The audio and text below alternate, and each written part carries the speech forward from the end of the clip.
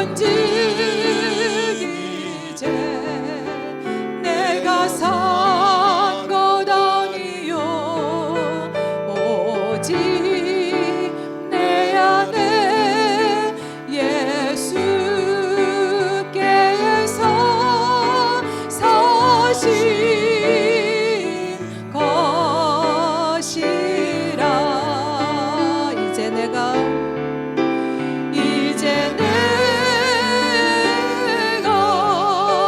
육체 가운데 사는 것은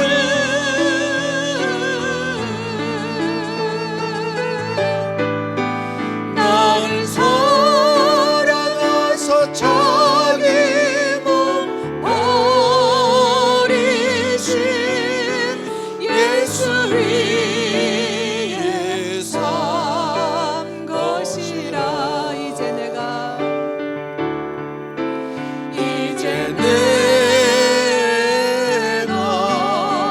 육체 가운데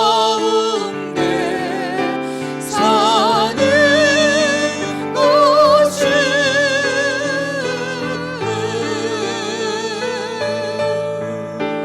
나를 사랑하사 자기 몸 버리신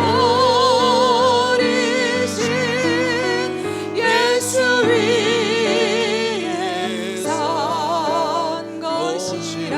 우리 한 번 더 합니다. 내가 그리스도와 함께, 내가 그리스도와 함께 십자가에 못 박혔나니. 아멘.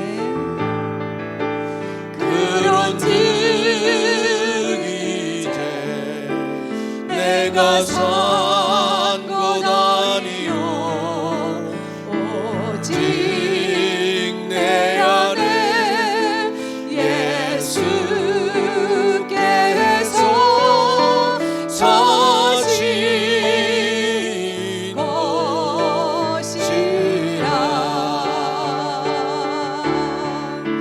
이제 내가 육체 가운데 사는 것은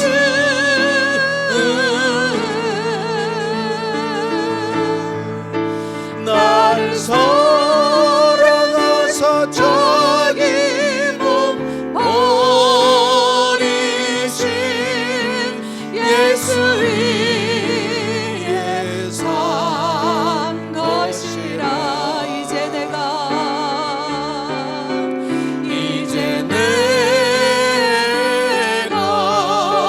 육체 가운데 사는 것은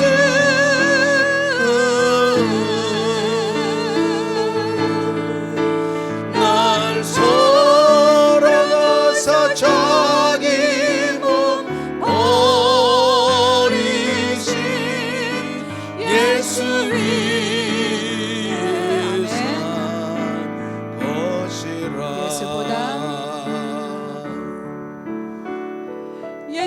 예수보다 더 좋은 친구 없네. 예수보다 더 좋은 친구 없네. 예수보다 더 좋은 친구 없네. 예수보다 더 좋은 친구 없네. 예수보다 더 좋은 친구 없네. 예수보다 더 좋은 친구 없네. 괴로울 때 다가와서 마음의 평화 주님, 신실하신 나의 참 친구. 외로울 때 찾아와서 친구가 되어주는 사랑 많은 나의 참 친구. 주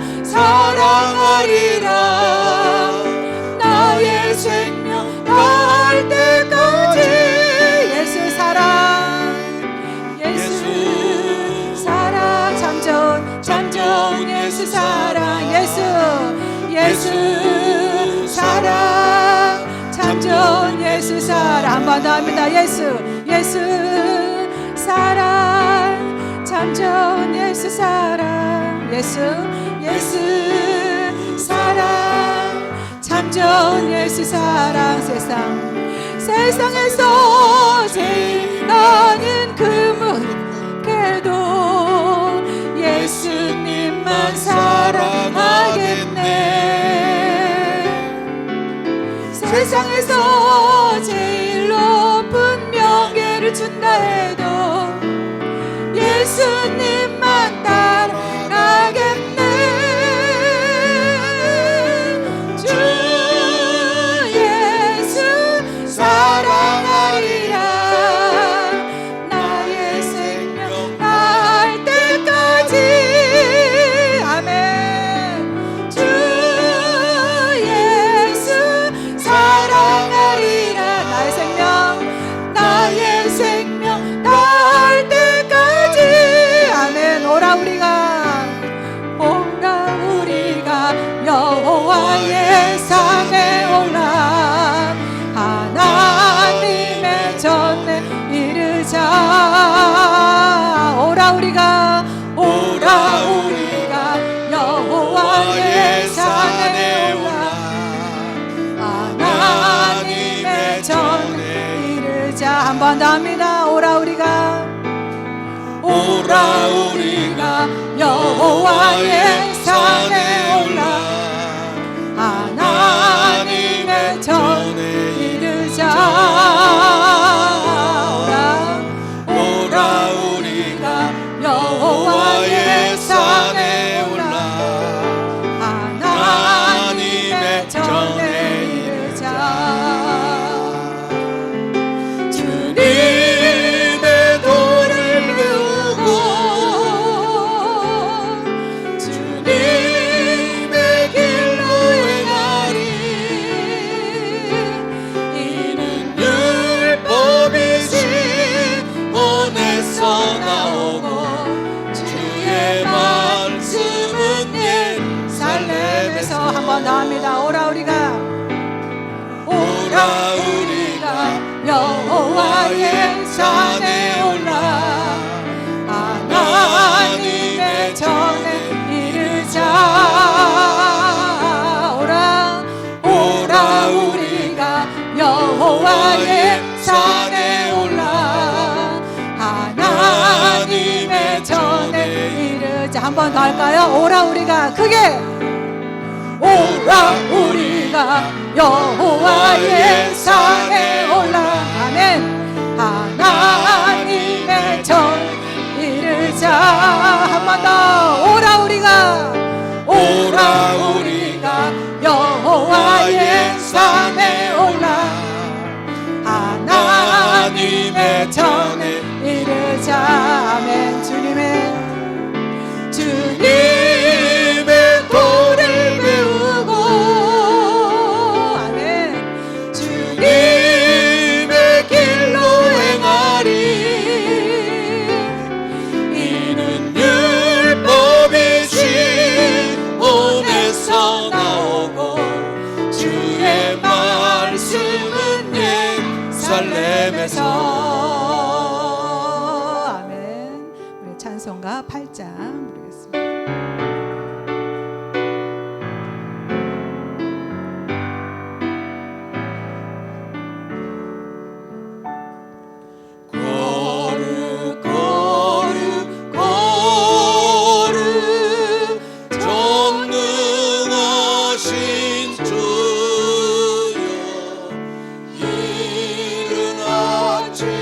우리 주를 찬송합니다.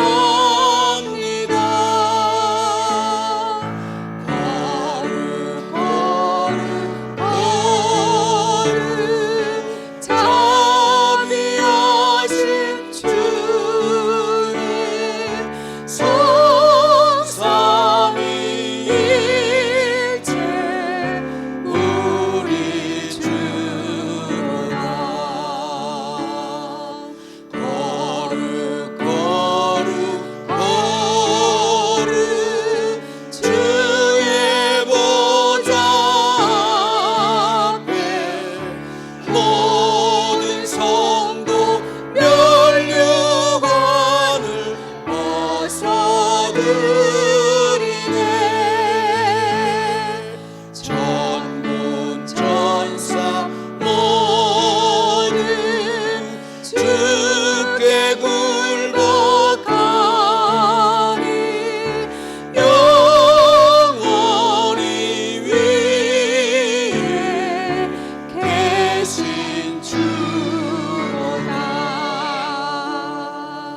거룩 거룩 거룩 주의 빛난 영광. 모든 죄인 눈 어두워 볼 수 없도다. 거룩하신 이가 주님밖에 없네. 온전히 전능하신 주로다. 거룩 거룩 거룩 거룩 거룩 전능하신 주님. 천지 만물 모두 주를 찬송합니다. 거룩 거룩 거룩 전능하신 주님.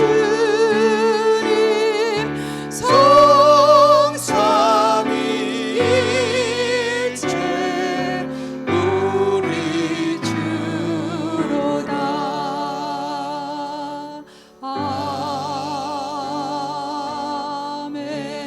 아멘. 우리 박신환 지사님께서 기도 인도해 주시겠습니다.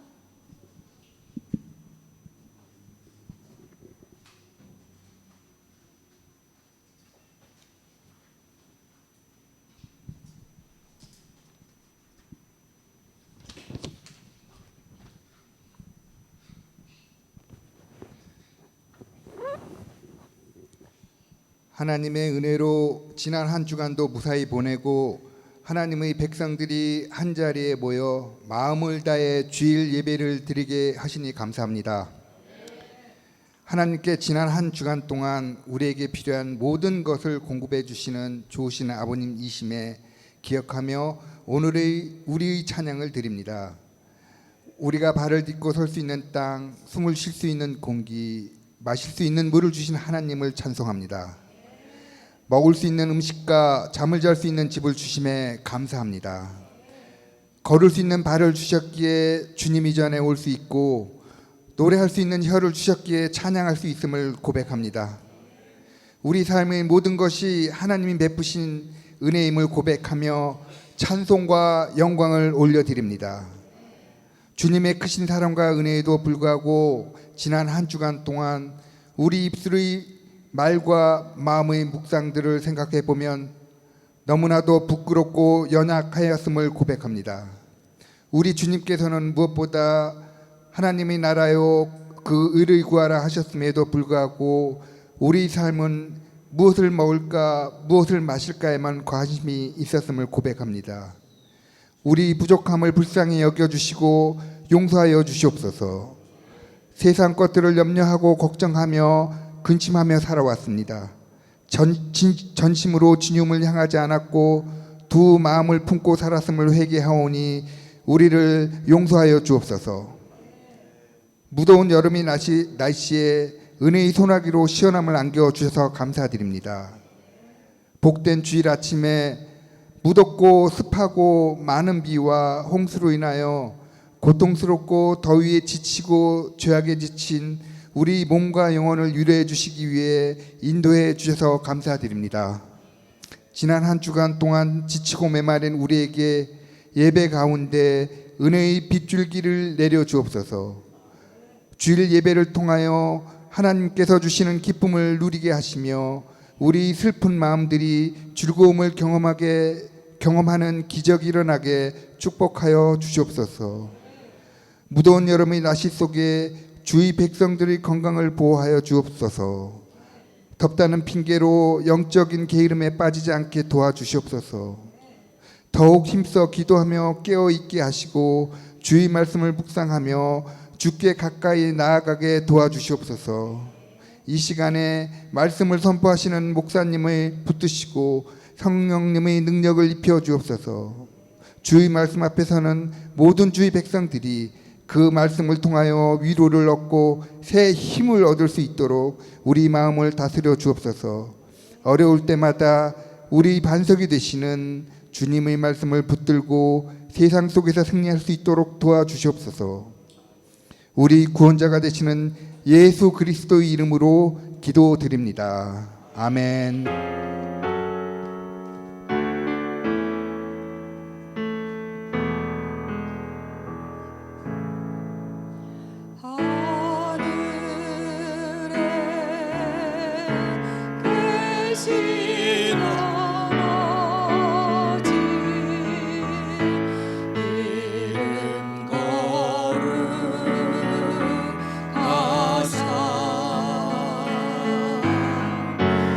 주님 나라 임하시고 뜻이 이루어지다.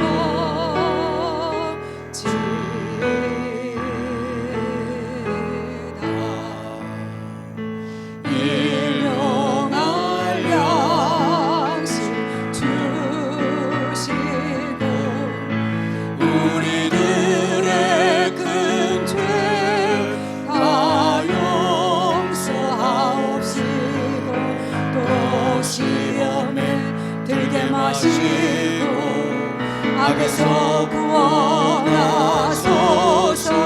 대개 주의 나라 주의 권세 주의 영광 영원히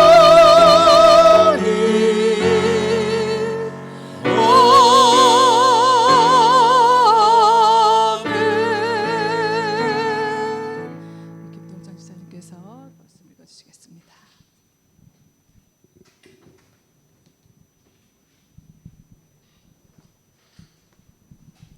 이 시간 하나님 말씀은 이사야 25장 1절에서 12절 말씀으로 마지막 절 12절은 다 함께 읽도록 하겠습니다. 994쪽입니다.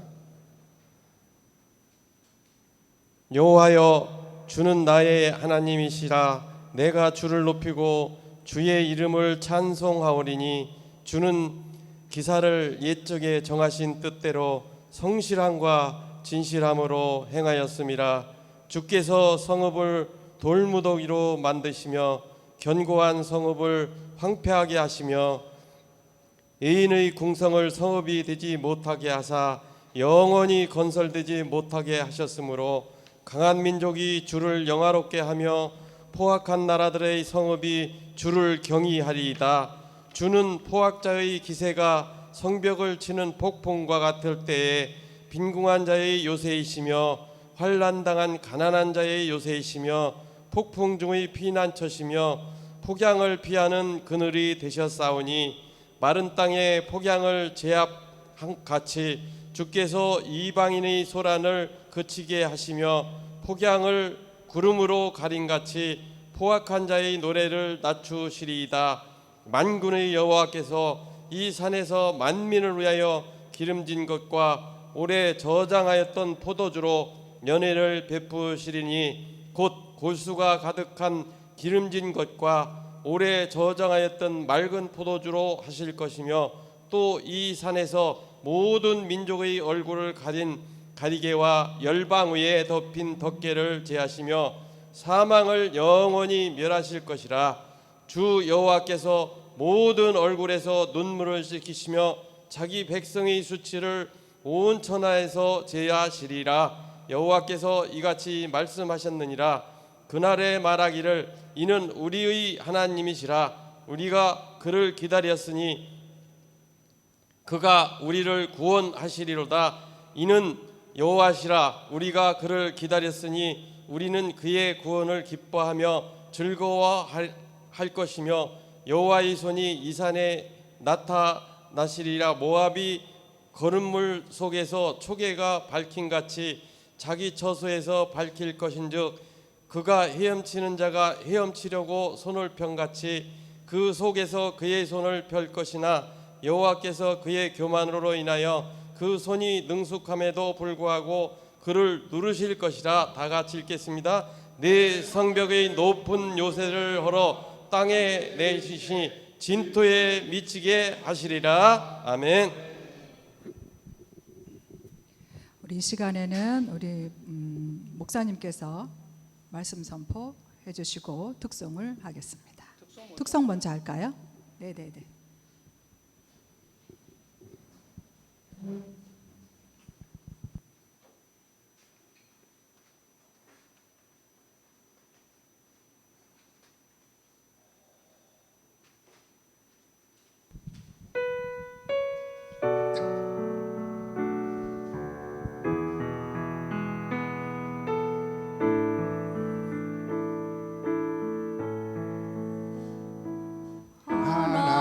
하나님의 사랑을 사모하는 자, 하나님의 평안을 바라보는 자, 너의 모든 것 창조하신 우리 주님이 너를 얼마나 사랑하시는지 하나님께 찬양과 경배하는 자, 하나님의 선하심을 닮아가는 자, 너의 모든 것 창조하신 우리 주님이 너를 자녀 삼으셨네.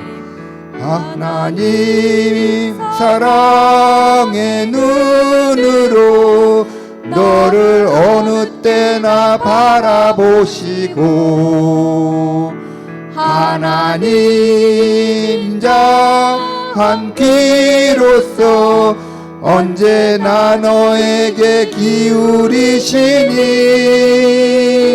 어두움에 밝은 빛을 비춰주시고 너의 작은 신음에도 응답하시니 너는 어느 곳에 있든지 주를 향하고 주만 바라볼지라. 하나님 인자 눈으로 너를 어느 때나 바라보시고 하나님 인자 한 귀로서 언제나 너에게 기울이시니 어두움에 밝은 빛을 비춰주시고 너의 작은 신음에도 응답하시니 너는 어느 곳에 있든지 주를 향하고 주만 바라볼지라. 주만 바라볼지라.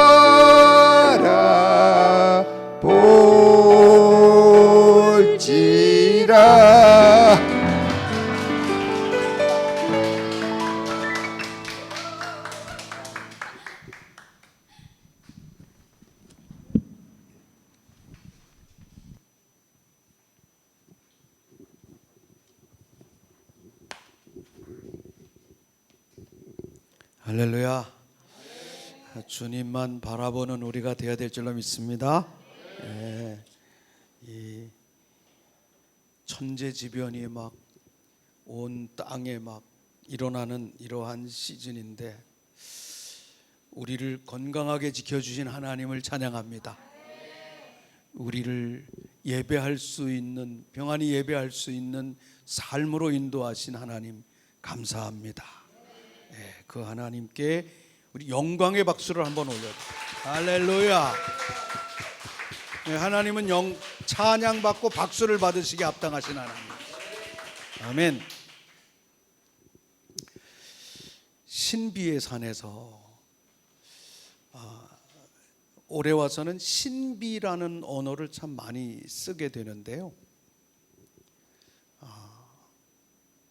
산을 좋아하는 산악인들이 단순하게 산을 운동하러 가는 운동 차원으로 산을 올라가는 사람도 있지만 산의 매력, 산에서 느낄 수 있는 자기 감정 안에 풍요로움을 느끼기 때문에 올라가는 사람들이 많이 있음을 볼 수가 있습니다. 그래서 명산에 올라가는 사람들이 그 올라가는 마음과 삶의 자세를 그렇게 말하는 것을 볼 수 있는데, 명산 속의 경관은 이곳이 어떤 곳이냐는 기분을 느끼게 합니다. 아침이라면 조용한 빛과 녹색 숲의 한가운데로 빛나는 햇빛을 만끽할 수 있을 것입니다. 밤이라면 별빛이 밝게 비치며 어두운 산과 하늘 사이에 그 문화가 느껴질 것입니다. 또한 저녁 시간에는 산과 계곡의 절벽이 붉게 빛납니다. 이런 신비한 산의 경관은 나를 매료시키고 감동시키기에 나는 산을 찾습니다. 산악인이 말하는 그 고백을 제가 여러분에게 말씀을 드려봅니다. 그래서 명산을 탐험하면서 느낄 수 있는 것은 아름다운 풍경과 자연의 아름다운 이야기에 대한, 자연이 주는 이야기에 대한 그 명산 안에, 산 안에서 느끼는 신비로움이 있기 때문에 산을 좋아하는 사람들이 많이 있다고 하는 것을 볼 수가 있습니다. 사람들이 그 근자에 들어서 보면 정말 한국의 명산, 세계적인 명산을 향해서 오르는 사람들이 참 많이 있는 것을 볼 수가 있죠. 이 세상의 문화가 발달되어 있고 디지털로 인해서 얼마나 많은 것들을 체험할 수 있고 경험할 수 있는데도 불구하고 인간의 심리 속에는 그것이 아니라 자연 속에서 느끼고 싶어하는 인간의 그 마음의 정서적인 풍요로움을 느끼고 싶어하는 인간의 열망이 있는 것을 종종 볼 수가 있지요.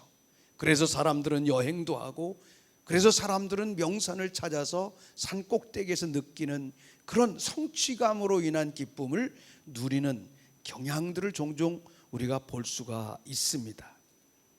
기독교의 역사뿐만이 아니라 세계의 역사의 시작은 산에서부터 시작이 되었습니다. 우리나라는 단군 신화를 가지고 있는 우리나라 사람들이 그 강화도에 있는 만이산이 그런 단군의 신전이 있었고 단군이 하늘을 향해서 제사를 했던 곳이었다라고 하는 것을 많은 사람들이 그 신비적인 산으로 그 강화의 만이산을 이야기하는 것을 볼 수가 있죠.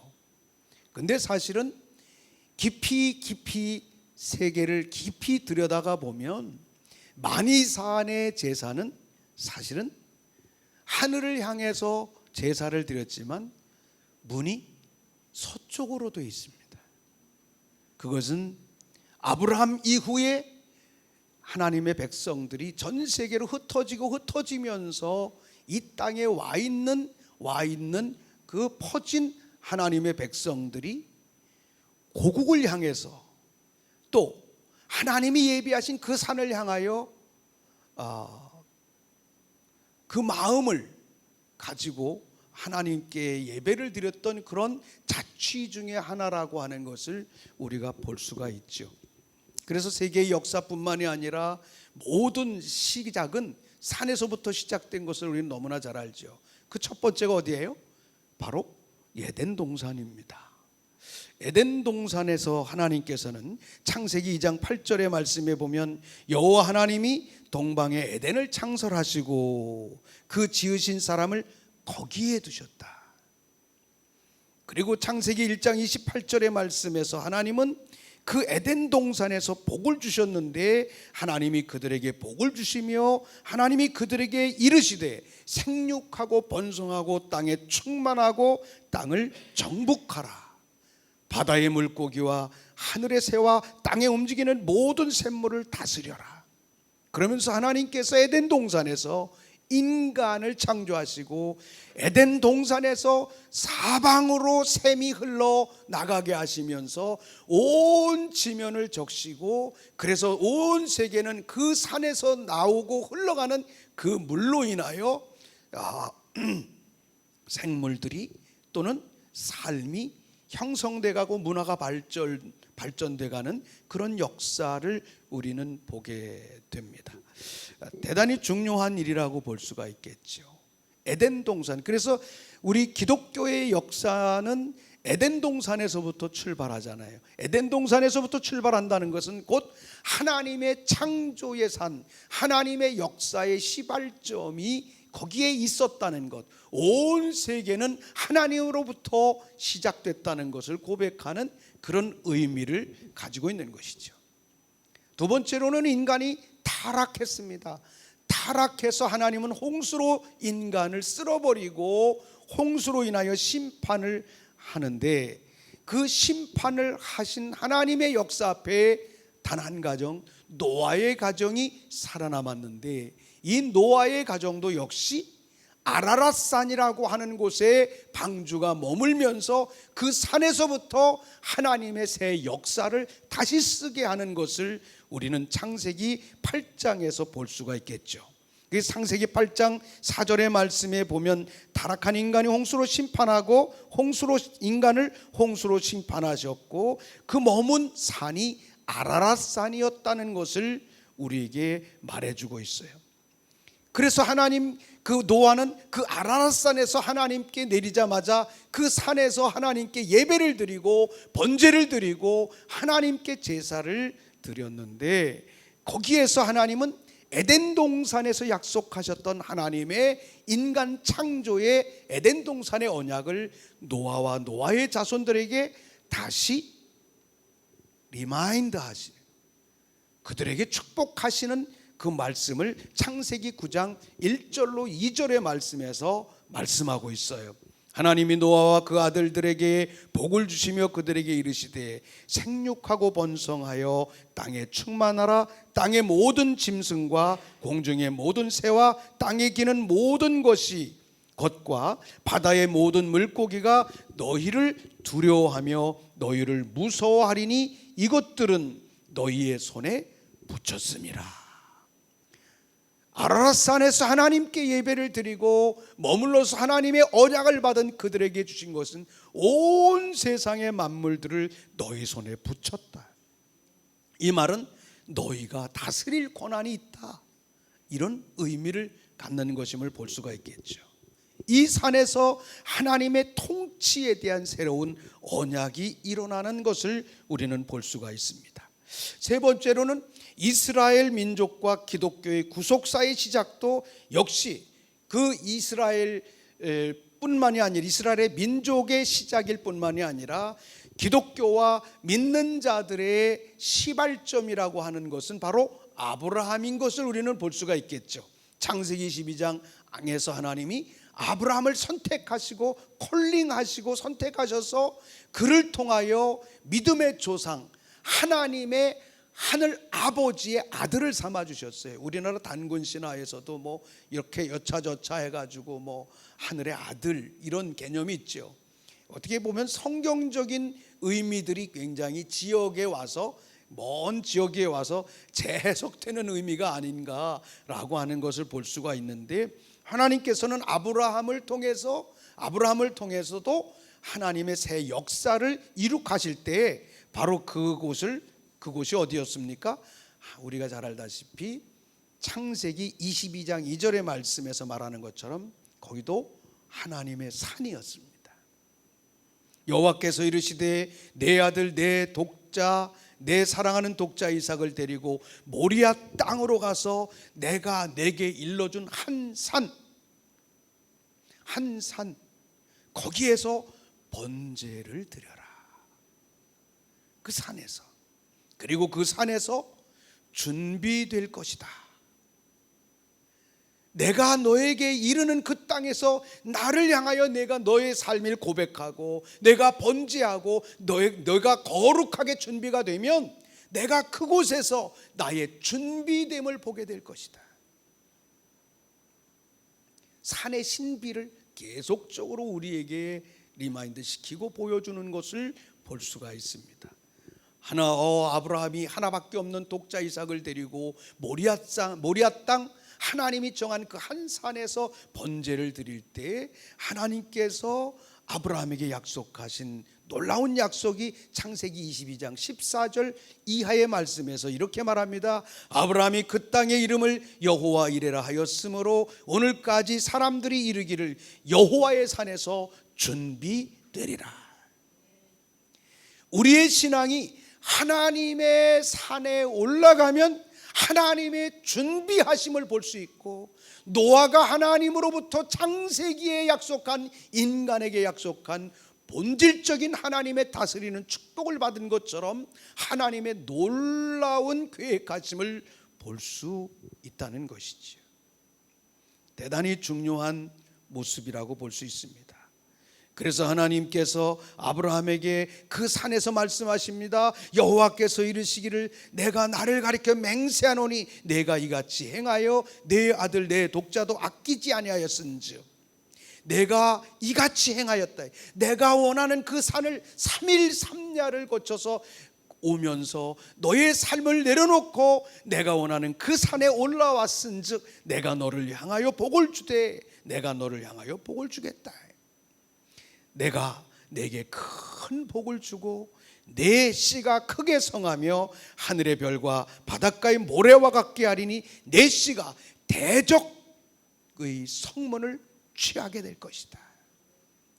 이 어둠의 세상 가운데 있어서 대적들이 자기가 취하고 문을 걸어놓은 그 자물통을 열고 대적들이 가지고 쌓아놓은 수없이 많은 어두움의 재물과 보화들을 캐내는 대적의 성물을 취하게 하는 하나님의 거룩한 역사의 예비하심이 하나님의 산 모리아산에서 일어났던 것을 우리는 볼 수가 있죠.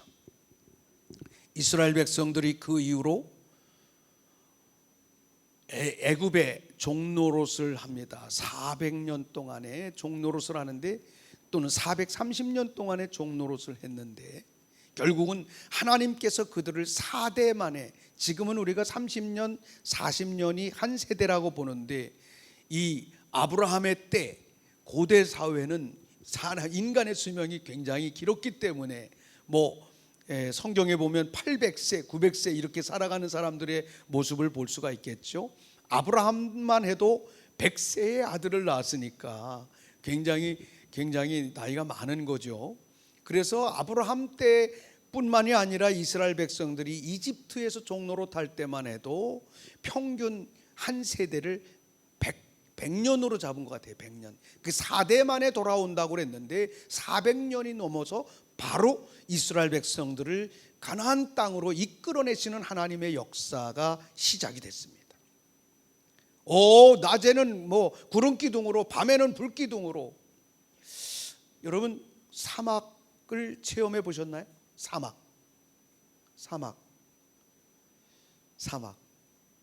예. 사막을 가면 이 하나님이 출애굽에 대한 신비가 그냥 느껴질 수밖에 없어요. 사막의 낮의 온도는 40도가 넘어요. 거의 막 50도까지 올라갈 정도로 뜨겁잖아요, 그죠? 근데 그들을 구름 기둥으로 싹 덮어주셨다. 사막의 기후는 건조하기 때문에 그늘이 딱 지면 시원합니다. 그늘에 가면. 이스라엘에 가도 그렇게 뜨거운데 나무 밑에 있으면 되게 시원합니다. 사막 기후는 이 습도가 낮기 때문에 그 햇빛만 차단이 되면 굉장히 시원한 거예요.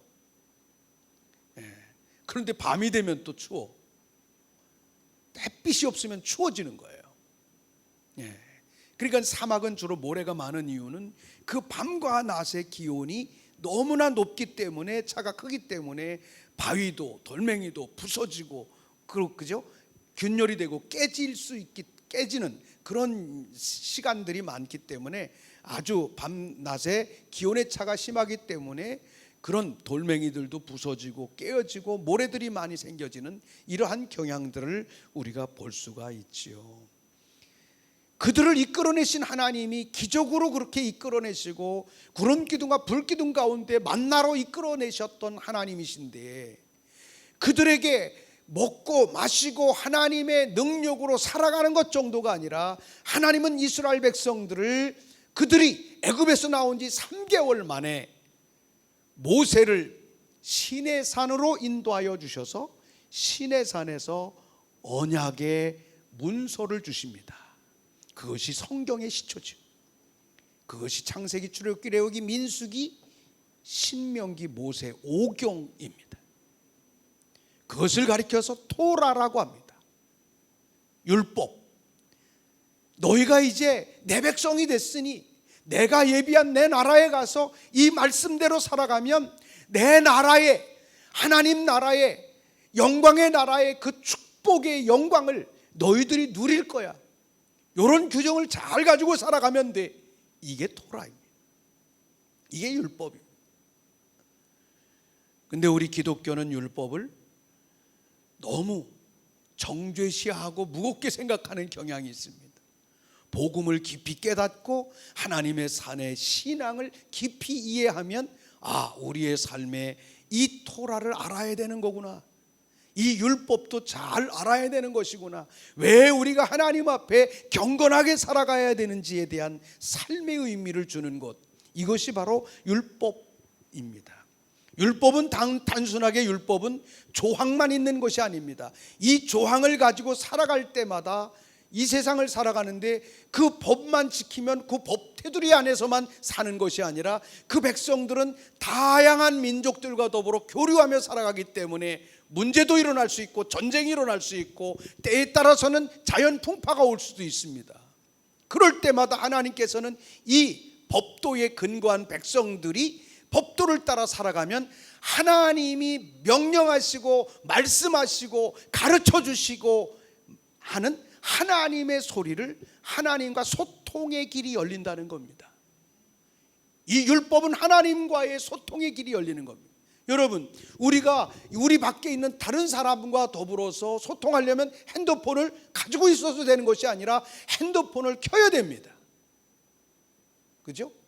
또 다른 사람과 더불어서 우리가 소통을 시도하려면 그 사람의 핸드폰 번호를 가지고 클릭을 해야 됩니다. 그죠? 그래야 그 사람과 통화가 됩니다. 하나님의 말씀은, 구약에 나오는 토라인 율법인 하나님의 말씀들이 그들의 삶에 그런 역할을 해주는 것이죠. 소통의 단서가 되는 것입니다. 그래서 그 말씀 안에 살아가는 자들에게 때로는 위험이 있고 때로는 전쟁이 있고 때로는 아픔이 있을 때마다 그들에게 하나님께서 전쟁을 어떻게 해야 하는지, 그 위험한 상황을 어떻게 극복해야 되는지를 하나님이 지혜로 말씀해 주실 때, 그 법도 안에 살아가는 자들에게 주시는 그 말씀을 듣고 순종하면 하나님께서는 그들의 삶에 이적과 기적과 표적으로 이끄시는 하나님의 역사가 있음을 볼 수 있습니다. 광야를 가다가 이스라엘 백성이 아멜렉과 전쟁이 일어납니다. 전쟁이 일어났는데 하나님께서, 모세가 하나님 앞에 기도했더니 하나님이 너는 내게 올라와서 기도해라, 손을 들고 기도해라. 그 대신 여호수아와 젊은이들을 나가서 전쟁하게 하는데, 여러분 광야에 무슨 무기가 있겠습니까? 그죠? 아멜렉과 전쟁하는데 모세의 손을 들고 있으면 전쟁에서 이기고, 너의 손이 들려 나를 향하여 하나님과 나와의 관계 속에 중재자의 마음이 완전하게 서 있으면, 하늘과 땅의 문을 열고 있으면 전쟁이 열리는데, 손이 내려온다는 건 뭐예요? 지치고 기도가 힘들다는 거죠. 신앙이 힘들다는 거죠. 손이 내려오면 아멜렉이 쳐들어와서 이스라엘 백성들을 여지없이 무너뜨리는 겁니다. 또 손을 들면 또 이기고. 그러니까 모세도 인간인지라 팔을 1시간 2시간 들고 있으면 너무 팔 아플 거 아니에요, 그죠? 그러니까 아론과 훌이 와가지고 같이 손을 들어줘. 같이 손을 들어. 아론과 훌이 손을 들어줘도 아론과 훌도 같이 들어도 그들의 팔도 너무나 힘들어요. 그래서 그들이 돌단을 막 싸가지고 돌로 받쳐서 모세의 손이 내려오지 못하게 하는 이러한 일을 합니다. 손을 들고 기도할 때 전쟁에서 이기는 것은 율법에 기록된 말씀이 아니에요. 율법 하나님의 말씀을 따라 그 하나님의 산에 올라간 자들이 하나님의 계약의 문서를 가지고 살아갈 때 그 순간순간마다 하나님이 그 환경과 삶을 이겨낼 수 있고 승리할 수 있는 지혜, 말씀, 계시를 주실 때 그것을 순행하는 능력. 그래서 하나님의 명령과 법도를 가진 자가 명령을 따를 수 있다는, 명령을 들을 수 있다는 거예요. 그래서 소통이 됨으로써 그들은 하나님 앞에 승리하는 삶을 살아가게 되는 거죠. 바로 이러한 삶의 역사를 회복하신 이스라엘 민족이 이제 가나안 땅에 들어가서 이렇게 하나님 앞에 서면 승리하고 하나님으로부터 멀어지면 승리하지 못하는 이런 삶의 모습의 언약을 어디서? 이스라엘 백성들과 더불어 모세에게 시내산에서 그 율법을, 그 법도를 완성해 주셔서 언약을 완성해 주신 거죠. 그래서 이스라엘 민족과 하나님과의 관계는 쌍방의 언약, 계약이 이루어졌다라고 하는 것입니다. 대단히 중요한 것입니다. 이렇게 해서 가나안 땅에 머물렀던 이스라엘 백성들이 이제 사사시대를 지켜서, 사사시대도 그래요. 하나님의 말씀대로 잘 순종하면, 이스라엘 백성들이 그냥 그 율법대로 순종하면 이겨요. 그런데 율법에서 떠나 죄를 범하면 여지없이 이민족이 와서 이스라엘 민족을 괴롭혀요. 그때마다 사사들을 일으켜 사사들이, 하나님의 사사들이 일어나서 이스라엘의 어려운 상황 속에 있는 이스라엘을 건져내는 역사가 사사시대이죠. 사사시대를 넘어서 이제 이스라엘의 왕정시대가 되었습니다. 왕정시대가 됐어요. 이스라엘의 왕정시대가 되었을 때에 하나님께서 이스라엘 백성, 이스라엘 민족의 정체성과 이스라엘이라고 하는 나라의 지도자의 통치권을 회복해야 되는데, 사울 왕을 세웠는데 사울 왕은 민족의 정통성과 통치권에 대한 정통성을 찾지 못해서 결국은 전쟁에 전사하고 맙니다. 그래서 하나님이 사무엘을 통해서 기름 부어서 세운 자가 누굽니까? 다윗입니다. 다윗이 왕이 되고 보니까 이스라엘 나라가 너무나도 하나님 앞에 멀어진 거예요. 그래서 다윗은 하나님 앞에 하나님의 법도와 율례를 지켜 행하는 것에 대한 기본 룰을 다시 재정비하기 시작을 합니다. 그 기본 룰을 재정비해서 이스라엘을 통치하기 시작하니까 하나님께서 어려울 때마다 주시는 말씀들이 있어요. 전쟁 때마다 주는 전략이 있어요. 살아가는 순간순간마다 하나님이 명령하시고 승리하는 비결을 주시는 거예요. 그래서 블레셋도 이기고 아멜렉도 이기고 전쟁에서 혁혁한 승리를 이룹니다. 다윗이 너무나도 형통하는 통치자가 됐어요. 통치자가 됐는데 갑자기 다윗의 마음에 사단이 찾아옵니다. 다윗이 좀 교만했던 거죠.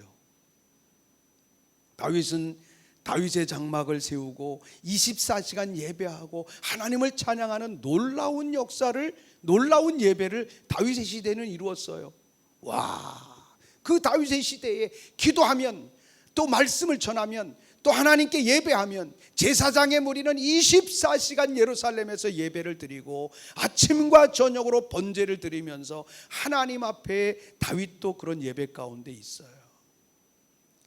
모든 만사가 형통해지는 겁니다. 그런데 다윗의 마음속에 교만이 한번 찾아왔어요. 사탄이 왔어요. 너 이스라엘의 왕이잖아. 너 이스라엘 왕인데 네 백성 몇 명인지 알아? 가만히 생각하면 그래, 내가 왕인데 우리나라 백성들이 몇 명인지 잘 몰라. 그래서 역대상 21장의 말씀 21장으로 가면 다윗이 인구조사를 시작을 합니다. 근데 왕이 그 백성의 수가 몇 명이 되는 것을 아는 것이 나쁜 것이 아니라 이스라엘의 왕은 하나님이시고 그리고 이스라엘 나라를 다스리는 다윗 왕은 왕 대신 하나님의 지상적인 통치권을 가진 거거든요. 그래서 하나님의 명령을 따라 가면 돼요. 그런데 다윗이 혁혁한 승리를 이루니까 모든 삶이 만사형통되는 것 같으니까 교만하여서 갑자기 분별력을 상실했는데 사단이 와서 하는 소리를 하나님의 소리인지 모르고 들어버린 거예요. 네가 왕이니까 네 나라 네 마음대로 할 수 있어. 그러니까 너 이스라엘 백성들이 몇 명인지 인구조사를 해. 와, 인구조사를 시작하는데 신하들이 인구조사하는 거 이거는 하나님의 뜻이 아닌 것 같습니다. 그런데도 왕이니까 해. 가서 인구가 몇 명인지 12지파가 어떻게 인구 분포가 됐는지 인구조사를 해와. 그랬더니 인구조사를 하는 장관이 인구조사를 하러 갔다가 유다 족속과 베냐민 족파를 딱 놓고 나머지 지파만 인구조사를 해가지고 보고를 했어요. 나중에 이스라엘이 멸망당할 때 인구조사에서 빠졌던 유다 지파와 베냐민 지파만이 북쪽 이스라엘로 다 넘어가서 정통성을 잃어버린 이스라엘의 역사 시대에 이스라엘의 정통성을 지키는 사람들이 됐던 것을 볼 수가 있어요. 놀라운 일이죠. 인구조사를 자기 마음대로 사단의 그 지시를 따라서 하나님의 소리가 아닌 사단의 소리를 듣고 인구조사를 했던 이 다윗의 실수를 하나님이 보시고 하나님의 사자가 다윗에게 찾아옵니다. 다윗, 이스라엘의 왕이 하나님이신 것을 내가 알지 못하느냐? 내가 어찌하여 마귀가 와서 너에게 속이고 이 민족을 어둠 가운데로 끌고 가는 소리를 듣고 이 내가 인구조사를 했느냐? 세 가지 선택이 있습니다. 3개월 동안 3년 동안 이방 민족에게 종로로 탈래. 3개월 동안, 그죠?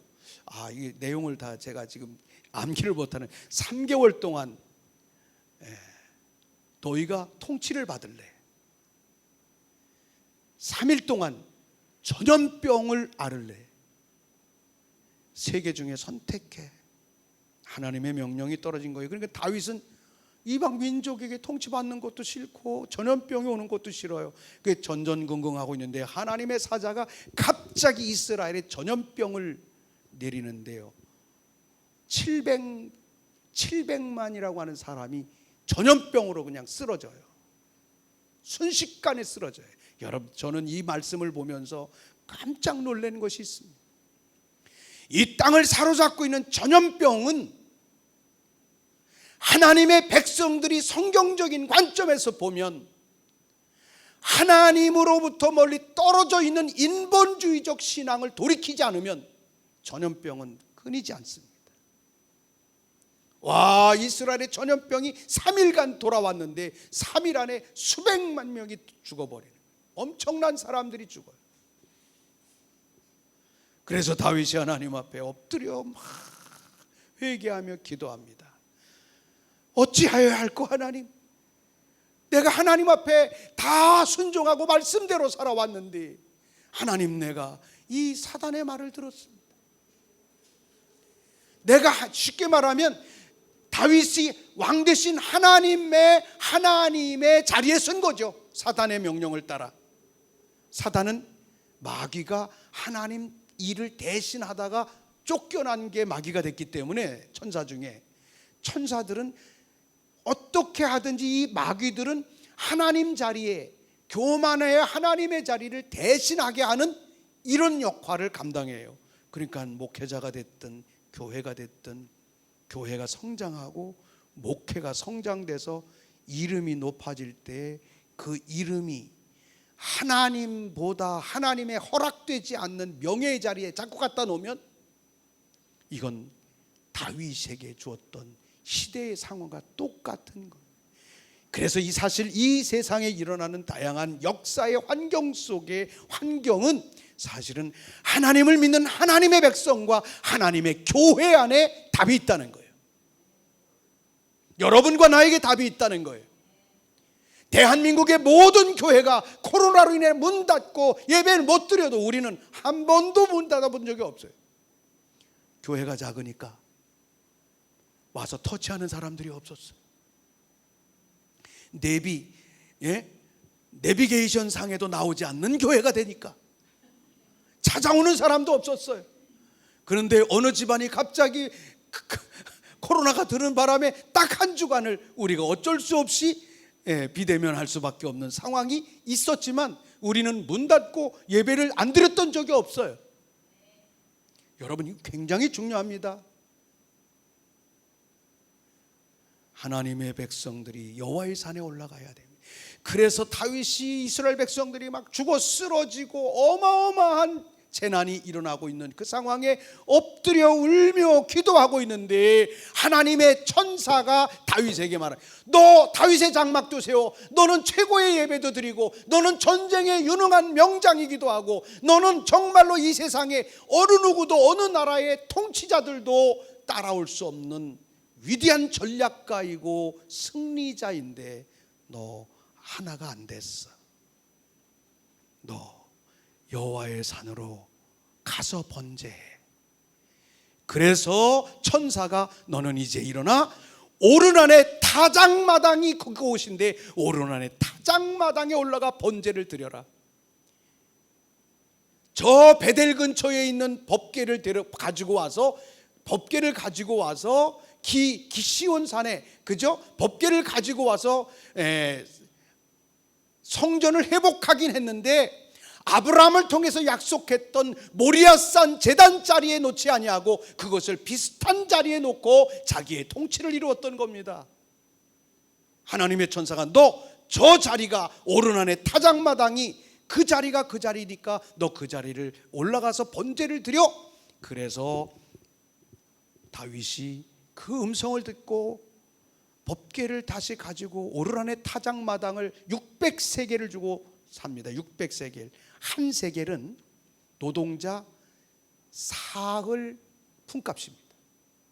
그러면 600세겔이면 64 24 얼마죠? 땅값이 어마어마한 거예요. 오르난이니까 왕이 왔으니까 오르난은 그냥 준다고 했지만 그냥 가져가십시오 했지만 아니야, 나는 대가를 지불해야 돼. 오르난의 타작마당이 뭡니까? 아브라함이 모리아산에서 이삭을 번제물로 드렸던 여호와의 산 번제단 자리였어요. 그래서 다윗이 오르난의 타작마당에 번제단을 쌓고 하나님의 성전을 짓기 위해서 준비하기 위해서 준비함부터 이스라엘의 새로운 하나님의 역사가 일어나고 그래서 다윗의 삶 속에 놀라운 변화가 일어나게 돼요. 그래서 이스라엘의 왕 중에 이스라엘의 지도자 중에 아브라함 이후에 아브라함의 정통성, 하나님의 산에서 정확하게 올라가서 하나님의 축복을 그대로 이루어낸 사람은 다윗이에요. 다윗이에요. 여러분, 결국은 아브라함의 모리아산, 다윗이 이루었던 역대상 21장에서 22장에 나오는 이 오르난의 타작마당은 아브라함의 모리아산입니다. 여러분, 이 모리아산을 누가 완성하셨을까요? 바로 베들레헴에 태어나신 예수님이, 나사렛에서 자라나신 예수님이 예루살렘에 오셔서 왕의 자리인 예루살렘에서 핍박을 받으시고 피 흘리시고 그 예루살렘 그 갈보리 언덕에서 십자가를 완성하여 우리를 향한 대속의 은혜를 완성하신 것입니다. 그렇다면 우리 예수님을 믿는 하나님의 백성들이 이 땅에서 하나님의 산에 올라가는 것은 뭐냐? 바로 예수 그리스도의 십자가 위에는 자랑하지 않는 삶입니다. 갈라디아서 2장 20절의 말씀에 보면 내가 그리스도와 함께 십자가에 못 박혔나니 그런 쪽 이제는 내가 산 것이 아니요 내 안에 그리스도께서 사시는 것이라. 나의 삶의 모든 목적과 나의 삶의 모든 중심 속에 예수 그리스도, 나를 대신해서 십자가에 피 흘려 죽으신 예수 그리스도가 왕 되시고 예수님이 그 자리에 서는 삶, 그 사람은 신비의 산에 올라가는 자입니다. 아멘. 예, 신비의 산에 올라가는 자입니다. 그런데 이 땅의 교회가 그 신비의 산에 올라가는 것에 대한 이야기를 하지만 예수 그리스도의 구원과 성령 받아 거듭난 삶을 살아가기는 하지만 하나님의 나라가 이 땅의 교회 안에 그리스도인들 안에 없는 것은 거룩한 산, 신비의 산에 올라가는 비밀이 그들의 삶 속에 일어나지 못하고 있기 때문이라는 거예요. 왜 그래요? 이스라엘 백성들이 예루살렘에서 이루었던 예수 그리스도의 십자가의 권세와 능력, 그 다시 오실 예수님은 예루살렘으로 오셔서 이제 예루살렘에 오셔서 선과 악을 심판하시고 그곳에서 천년왕국을 이루셔서 하나님의 통치를 이루시게 되거든요. 그래서 예수 그리스도를 통해서 신비의 산에 올라간 사람들은 흩어진 이스라엘 백성들이 예루살렘으로 돌아가는 것에 대한 삶을 나누어야 돼요. 그것이 느껴지지 않으면, 그리고 이스라엘 백성들과 하나님의 산 예루살렘이, 성산인 시온산인 예루살렘이 회복되는 것을 위해서, 예루살렘의 평안을 위해서 기도하지 않아요. 그건 성지순례만 가요. 근데 그것은 우리의 삶에 실제적으로 필요한 거예요. 예루살렘 성전은 예수님이 오셔서 장차 왕으로 이 땅을 천년왕국의 왕 노릇하시고 다스리는 수도입니다. 과거에는 에덴 동산이 과거에는 얼마 전까지만 해도 에덴 동산은 히데겔과 여러 가지 강들의 그 분포로 봤을 때 이라크, 이란, 그죠? 터키, 이라크, 이란, 쿠웨이트 해서 그 지역이라고, 쉽게 말하면 과거에 있었던 바벨론 지역이죠. 그 지역 남쪽으로는 사우디아라비아이고 그 지역이라고 지정학적으로 많이 지리학적으로 얘기를 했어요. 근데 오늘날에는 많은 사람들이 에덴 동산의 중심은 예루살렘이라고 다시 재해석을 합니다. 여러분, 예수 그리스도와 그 십자가에 내가 죽어지고 예수 그리스도로 말미암아 예수 그리스도께서 나의 삶의 중심에 왕으로 서는 자, 그는 여호와의 산에 올라가는 자입니다. 여호와의 산에 올라가는 자들에게 주어지는 놀라운 은혜는 신비일 수밖에 없어요. 그 산에 정확하게 올라간 자들의 삶 속에 하나님의 나라의 백성이 될 뿐만이 아니라 그들을 성령 안에서 이끄셔서 그들의 삶의 연약함을 치유하시고 안 되는 것을 되게 하시고 하나님의 나라의 형통과 축복을 허락하시고 아브라함에게 약속하신 하나님의 다스림과 통치의 축복이, 킹덤, 하나님의 나라의 축복이 그들의 삶 속에 이루어져야 합니다. 우리가 여호와의 산에 올라간 신앙인지 신앙생활을 흉내내고 있는지를 보면, 여호와의 산에 올라가서 하나님의 산에 올라가 하나님의 언약을 받고 그 하나님의 언약 안에 있는 예수 그리스도 안에서 하나님의 나라의 통치를 내가 누리고 있는지 누리고 있지 못한지를 나 자신이 객관적으로 보면 우리는 이 신비의 산에 아직 올라가는 중인지, 올라간 자인지, 올라가려고 하는 자인지를 우리 자신이 볼 수 있다는 것입니다. 여러분, 우리 미가엘 교회 사랑하는 성도 여러분, 여러분과 우리 모두는 하나님의 거룩한 산, 하나님의 신비의 산, 그 정상에 서는 자들이 되길 주의 이름으로 축원합니다.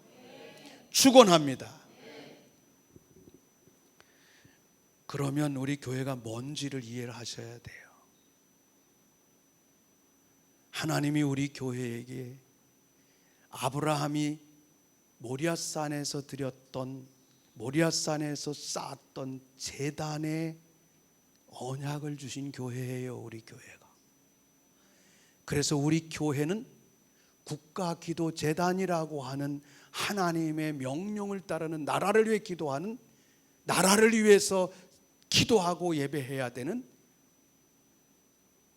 언약과 약속이 있는 데예요. 그래서 요즘에 월요일날 다시 국가기도재단을 시작을 했는데, 신기한 것은 예배자들이 우리 교회 와서 예배를 하면 신기하게 특별한 사역을 하지 않는데 하나님의 임재를 느끼는 거예요. 그리고 이제 한 162명의 구독자가 생겨졌는데, 여러분도 다 구독하시기 바랍니다. 구독자들이 되었는데, 구독자들이 그 유튜브를 보면 신기하게 뭐 예배의 프로그램도 없잖아요. 그냥 찬양하고 말씀 선포하고 기도하는 것밖에 없어요. 그런데 놀라운 것은 그 보는 자들이 놀라운 임재가 있습니다. 놀라운 은혜가 있습니다. 오늘 사랑하는 여러분, 하나님의 산에 올라간다고 하는 것은 예수 그리스도가 나의 삶의 왕노릇하는 삶을 살아가는 것입니다. 아멘. 네, 아멘. 그 예수 그리스도가 나의 삶의 왕노릇하는 자의 삶의 객관적 삶은 뭐냐면 교회 생활인 거예요. 뭐냐면 교회는 건물이 아니라 예수 그리스도의 몸이기 때문에 성도 한 사람 한 사람이 모여서 하나님의 뜻 앞에 나아가는 그 삶의 모임이, 그 거룩한 모임이 우리의 삶 속에 잦아지기 시작하면 통치가 일어나고 하나님의 권세가 흘러가고 하늘의 생수가 흘러가는 하나님의 구원의 역사와 기쁨의 역사가 일어날 줄 믿습니다. 그러므로 오늘 여러분은 하나님의 산에 올라온 겁니다. 아멘. 옆 사람과 인사 한번 하시죠. 당신은 신비의 산에 올랐습니다. 이제부터는 그 산에서 아브라함의 복을 실현하는 것입니다. 예수님의 십자가의 능력을, 구원의 능력을 나타내는 것입니다. 할렐루야. 그런 삶이 있길 바랍니다. 그 산에서, 그 산에 올라간, 신비의 산에 올라간 자의 삶을 어떻게 역사하시는지, 그것은 오후 시간에 함께 나누도록 하겠습니다. 기도하겠습니다. 하나님, 감사와 영광과 찬양을 주께 올려드립니다. 여호와의 산에 올라가라고 말씀하신 주님, 이스라엘 백성들에게도 너희가 이 산에 올라와야 된다고 말씀하셨습니다. 주님, 그 놀라운 주님의 언약과 약속과 축복이 있는 그 산, 바로 예수 그리스도의 십자가를 완성하셔서 구원하시는 주님의 영광스러운 구원의 능력 안에 서는 삶, 그래서 우리 주님 왕 되시고 통치하시는 그 삶을 이루는 자의 삶을 이루어서 하나님의 산에서 이루시는 하나님의 거룩한 역사와 축복을 누리는 우리 모든 성도 한 사람 한 사람 될 수 있도록 축복하시고 인도하여 주시옵소서. 감사하며 예수 그리스도의 이름으로 기도합니다. 아멘.